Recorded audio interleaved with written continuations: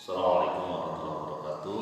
Jemaah kampung takwa astagfirullah. Mari kita lanjutkan lagi masih di surat An-Naml. Surat ke-27 juz yang ke-19.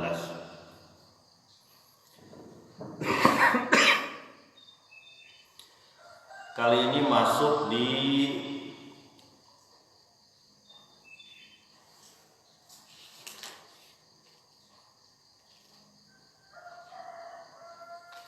ayat yang ke-45 surat An-Naml. Kalau kemarin kita 2 hari yang lalu ya, terakhir kita sudah sampaikan mengenai kisah akhir dari Ratu Bilqis, Ratu Saba dan Nabi Sulaiman yang serta-merta dia mau masuk Islam, mau menyerahkan diri kepada Allah bersama Nabi Sulaiman. Mari kita lanjutkan di ayat yang ke-45 surat An-Naml. Bismillahirrahmanirrahim. Walaqad arsalna ila Thamud akhahum Salihan an ya'budullaha fa idahum fariqan yahtasimun. Dan sungguh sudah kami utus kepada kaum Tsamud saudara mereka yaitu Saleh, agar sembahlah Allah, agar menyembah Allah. Maka mereka menjadi 2 golongan yang saling bermusuhan. Nah, ini kisah mengenai Tsamud. Tsamud dan Nabi Soleh biasanya digandeng dengan kisah-kisah Nabi Lut, ya, Hud dan sebagainya. Termasuk sebagian digandeng juga dengan kisah Nabi Ibrahim. Ada berbeda sedikit di sini kaum Tsamud. Ada mata rantai yang tidak disampaikan di surat ini, yaitu mata rantai tentang unta. Beberapa surat sudah menyampaikan. Tapi di sini ada mata rantai lain, ya, yang nanti kita lihat tentang 9 orang yang menjadi kalau kita sebut sebagai kelompok orang yang membuat rencana jahat terhadap Nabi Soleh. Nanti kita lihat di bawah. Dan kalau dilihat dari susunan ayat ini, ya, di ayat ke-45, silakan teman-teman untuk membuka Android ataupun Al-Quran, ya, karena sayang kalau kita punya fasilitas handphone misalnya, kita tidak pergunakan untuk hal-hal yang baik, ya. Kalau bisa diinstal Al-Quran di handphone boleh, ataupun buka aja Al-Qurannya biar gampang. Kembali lagi ke ayat 45. Jamaah kampung takwa astagfirullah dan siapapun teman-teman yang mendengarkan siaran ini, ya, atau melihat siaran ini. Walaqad arsalna ila Tsamud akhahum Salihan. Jadi sudah dikirim kepada Samud, kaum Samud, negeri Samud lah kita bilang begitu, saudara mereka sendiri yaitu Soleh. Berarti nabi ini dari mereka. Tidak nabi yang diutus dari daerah lain diturunkan ke situ, enggak. Ini nabi dari mereka sendiri. Berarti sudah dikenal nabi ini, seperti Rasulullah SAW, Nabi Muhammad SAW sudah dikenal sebagai orang baik, ya. Nah, potongan ayat selanjutnya adalah pernyataan bahwa ani abudullah, sembah Allah. Jadi menyembah Allah itu sudah ada perintah dari zaman jadul, dari zaman dulu ya. Dan itu seluruh nabi menyampaikan itu. Ya. Menyampaikan untuk menyembah Allah. Dari ujung pertama manusia hadir di bumi ini, perintahnya adalah menyembah Allah. Makanya dalam surat Az-Zariyat itu disebutkan ya bahwa wa ma khalaqtul jinna wal insa illa liya'budun, menyembah Allah. Jin dan manusia diperintahkan untuk menyembah Allah. Sama sampai Nabi Muhammad SAW. Jadi Nabi Muhammad itu bukan ujuk-ujuk Nabi datang begitu kemudian membawa apa perintah-perintah baru dari Allah, sebenarnya sudah lama gitu. Cuma manusia ini lupa gitu. Ya. Lupa kembali kepada fitrahnya, kepada ciri-ciri dasar manusia, sifat-sifat dasar manusia yang disematkan oleh Allah Subhanahu wa taala ketika dia diperintah untuk menjadi khalifah, menjadi apa? Menjadi pengelola bumi ini. Ya. Makanya ani abudullah. Fa idzahum fariqani yahtasimun. Kemudian mereka menjadi dua golongan yang saling bermusuhan. Ada yang merespon dakwahnya Nabi Soleh, ada yang menolak lebih banyak. Ya. Dan memang orang yang menyuruh kepada Allah dan yang mengikutinya cenderung biasanya itu lebih sedikit dibanding orang seperti awal-awalnya Nabi Muhammad SAW. Orangnya masih sedikit, masih dengan mudah disiksa. Ya. Kalau kita alhamdulillah ya di Indonesia ini mayoritas. Saya pernah ngobrol tuh sama salah satu relawan pendidik Nusa tuh. Ketika dia belajar di Vietnam. Di Vietnam itu garing benar, jadi siang tuh nggak ada azan. Ya. Siang tuh nggak ada azan, jadi dia nggak denger azan selama sekian bulan itu. Kecuali dia mendekati masjid, ada masjid sebagian ada masjid itu karena Vietnam ada juga muslim. Jadi garing banget gitu, nggak ada apa ya? Kita di Indonesia ini selain sebagai penanda ibadah, penanda waktu juga ya. Tahu-tahu azan kan subuh misalnya tadi pagi, kemudian zuhur ada lagi azan, asar ada lagi azan. Jadi kayak waktu kita juga teratur dengan cara itu kan. Kemudian maghrib ada lagi azan, denger kita semua itu. Kalau di sana tuh nggak ada gitu. Jadi ya berlalu begitu saja itu waktu. Garing banget lah kira-kira begitu. Ya kita alhamdulillah di Indonesia berterus-terusan azannya, mayoritas lah. Nah kembali lagi ternyata mereka itu menjadi dua golongan, yang satu merespon dakwahnya Nabi Soleh, yang satu memusuhi atau tidak mau bahkan menyerang. Ya, kalau di ayat yang berbeda itu disampaikan mukjizat berupa untanya dipotong. Ya. Sama kan itu seperti permintaan mukjizatnya orang-orang kafir Quraisy pada saat itu. Ya. Apa salah satunya? Kita Mekah ini dihimpit sama gunung, bukit-bukit. Coba bukit-bukit itu dipindahin jauh-jauh gitu, jadi kita lapang. Yang kayak gitu diminta kepada Nabi. Ya. Bahkan ada kata-kata yang mengejek ini begini maksudnya. Wahai Muhammad, siapa bapak saya gitu? Kayak gitu. Siapa bapak saya? Kan Nabi Muhammad tuh nggak tahu kalau misalnya tidak diberitahu oleh Allah Subhanahu Wa Taala. Itu kan nada-nada mengejek.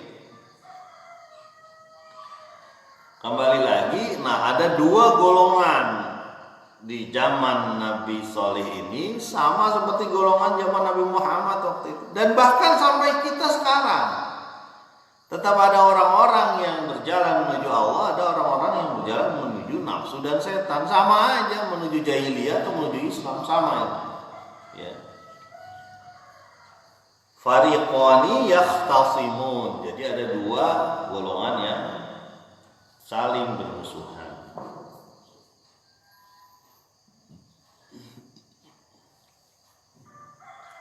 Jamaah kampung takwa assalamualaikum dan siapapun teman-teman yang mendengar dan melihat siaran ini, ayat selanjutnya ayat ke-46 surat An-Naml.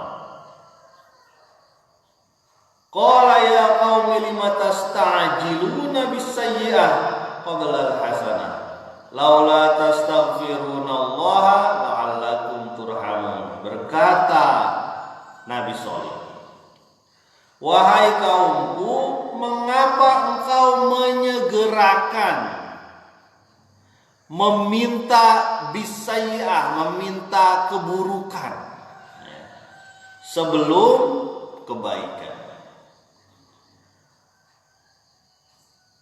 Kenapa engkau kalian tidak meminta ampun kepada Allah?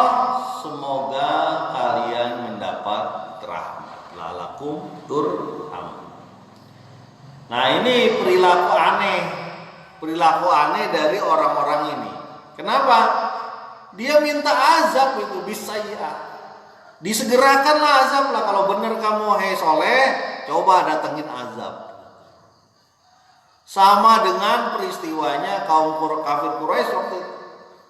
Sampai ngomong begini kafir Quraisy itu, wahai Allah, ya Allah, kalau Al-Quran ini benar, hujanilah kami dengan batu dan berilah azab kami azab yang pedih. Coba bayangkan, seorang manusia itu berpikirnya mestinya kalau dia yakin dengan Allah Subhanahu wa taala, kan dia udah ngomong tuh, wahai Allah, kalau Quran ini benar, Muhammad ini benar, hujanilah kami dengan batu, berilah kami siksa yang pedih. Mestinya dibalik, jangan begitu. Maksudnya gimana? Hasanah dulu. Wahai Allah, kalau Soleh ini benar, kalau Muhammad ini benar, maka berilah cara kepada kami untuk mengikutinya. Itu yang benar. Beri petunjuk kepada kami untuk mengikuti yang benar. Bukan dibalik. Kalau dia benar, udah hujani aja kepala kami dengan azab. Ya. Ini perilaku yang salah, pemikiran-pemikiran yang salah. Dasarnya emang pada nggak mau, ya. Makanya ini kita nyebutnya MBA, manusia banyak alasan. Alasannya banyak. Ya karena apa? Karena di sini ada urusan dengan hubungan ekonomi, ya. Hubungan dengan kekuasaan, ya. Jadi makanya dia bilang gini, ya qaumi lima tastajiluna bis-sayyi'ah. Kenapa wahai kalian kaumku, kenapa engkau meminta yang keburukan? Minta yang baiknya dong. Engkau yakin dengan Allah, masih ngaku yakin dengan Allah, tapi mintanya keburukan. Ya.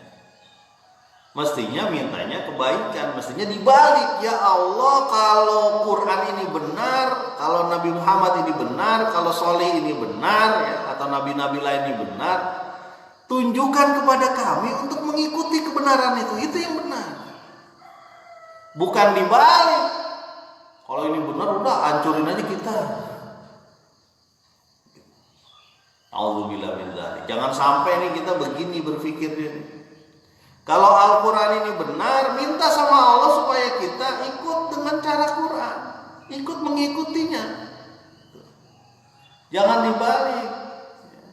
Ini ada orang yang menyampaikan Al-Quran, menyampaikan kebaikan dan sebagainya. Itu mah pengen tenar kali itu orang. Naudzubillah. Jangan begitu. Kembali lagi saya sampaikan, kalau ada orang datang ke satu negeri, ke satu kampung, ataupun orang-orang itu adalah anak kampung itu sendiri, anak negeri itu sendiri, menyampaikan jalan menuju Allah, itu direspon, jangan didiamkan. Jangan ya udahlah, biarlah itu mah urusan dia. Berarti Allah merahmati kampung itu. Ya. Kalau ada orang yang menunjukkan kita ke jalan Allah, mestinya itu direspon, ya. Ditanggapi. Siapa saja, bukan cuma di Mekah ya waktu itu. Kan itu kan keberkahan yang luar biasa bagi Mekah itu. Ketika datang Nabi Muhammad SAW di situ, sampai hari ini ya, bahkan mungkin nanti sampai hari kiamat itu, dua kota itu jadi dua kota yang suci ya. Bahkan dikatakan bahwa Dajjal saja tidak sanggup memasuki Madinah atau Mekah ya, karena dilindungi oleh Allah Subhanahu wa taala. Jadi ketika ada orang seperti misalnya Nabi Soleh seperti ini datang ke satu kampung ataupun di kampung tersebut menyampaikan seruan menyembah Allah, maka respon yang positif, jangan respon yang negatif. Ini kan responnya negatif, ini udah timpa aja. Ada Bu Guru Asaruti, mudah-mudahan tetap semangat membina anak-anak ya. Kapan datang lagi kembali? Kembali lagi bahwa kalau ada orang yang datang ke satu kampung ya, ataupun dia sendiri ada dari kampung tersebut melakukan seruan kepada Allah, respon, hargai gitu. Kalau perlu datangi, ini gimana caranya? Kang, kita pengen nih datang menuju Allah Subhanahu wa taala, gimana caranya? Datang. Itu. Jangan seperti ini nih kasusnya, udah timpa azab aja kita dah kalau dia benar gitu. Naudzubillah. Kemudian ayat selanjutnya, potongan ayat selanjutnya disebutkan ya, laula tastaghfirunallaha la'allakum turhamun. Kenapa engkau tidak meminta ampun kepada Allah? Mudah-mudahan engkau diberi rahmat. Jadi minta ampun, istighfar itu ada hubungannya dengan rahmat. Kita beristighfar ya, itu berhubungan dengan rahmat. Istighfar itu jangan cuma di mulut. Astagfirullahaladzim, astagfirullahaladzim. Harus ada sesuatu yang membuat kita bergerak. Jadi nyampe ke hati kita, kan namanya iman kan ya cuma di lisan, bukan takrir bil lisan doang, tapi tasdiq bil qalb wal amalu bil arkan. Dijalanin pakai tangan, pakai kaki, pakai amal. Jadi kalau kata Nabi Saleh ini, tastaghfirunallaha la'allakum turhamun. Kalau engkau istighfar pada Allah, minta ampun pada Allah, kamu dapat rahmat. Dan kita tahu untuk masuk surga itu perlu rahmat. Jangan cuma mengandalkan amal kita. Kalau amal kita nggak ada apa-apanya kawan, dosa kita mungkin lebih bejibun dari amal kita. Rahmat, minta rahmat dari Allah Subhanahu wa taala. Di sini ada juga yang namanya Pak Rahmat. Rahmat dari Allah. Makanya disebutkan minta ampun kepada Allah. Dosa kita kan luar biasa. Ada lagunya itu kan, dosa-dosaku seperti pasir di pantai. Kalau engkau tidak mengampuniku, bagaimana aku bisa mendapat kebahagiaan? Jamaah kaum taqwa astagfirullah. Ayat selanjutnya ya, di ayat yang ke-47 surat An-Naml. Ayat 47 surat An-Naml, surat ke-27, juz yang ke-19. Qalu tayyarna bika wa biman ma'ak. Qala ta'irukum indallahi bal antum qaumun tuftanun. Berkata kaumnya Nabi Soleh ya. Qalu tayyarna bika wa biman ma'ak. Nasib sial kami itu gara-gara kamu dan orang-orang yang mengikuti kamu. Nasib sial kampung ini gara-gara kamu dan orang-orang yang mengikuti kamu. Ngomongnya begitu juga. Ya. Qala khairukum indallahi. Lalu Nabi Soleh mengatakan bahwa kesialan itu, nasib sial itu atau nasib buruk itu dari Allah, bukan dari kami, nggak ada urusan. Karena nasib itu urusan Allah, ya. Ya. Bal antum qaumun tuftanun, tapi kamu semua adalah kaum yang diuji. Ya, ini. Ya. Jadi toyarna itu sebenarnya burung, ya. Karena apa? Ada orang-orang yang menggantungkan sesuatu yang goib kepada hal-hal yang nyeleneh, ya. Di zaman jahiliyah itu begitu, ya. Contohnya adalah kalau dia lagi ada masalah, dikasih burung makan. Kalau burung makan itu terbangnya ke kiri, berarti masalahnya berat. Terbangnya ke kanan, berarti masalahnya ringan, gitu. Nah, itu namanya masalah nasib yang disesuaikan. Kalau dia terbang ke kanan, saya berangkat. Kalau nggak terbang, nah itu kayak gitu. Kayak angka 13, ya. Kayak kucing lewat depan lewat depan motor kita. Wah, berarti sial. Dia diingatkan oleh Nabi Shalih bahwa yang namanya sial dan tidak sial itu datangnya dari Allah, bukan dari kita, ya, bukan dari manusia. Kaum taftanun, kaulah adalah orang-orang yang diuji, ya, liyabluwakum ayyukum ahsanu amala. Kamu tuh diuji siapa yang paling baik amalnya.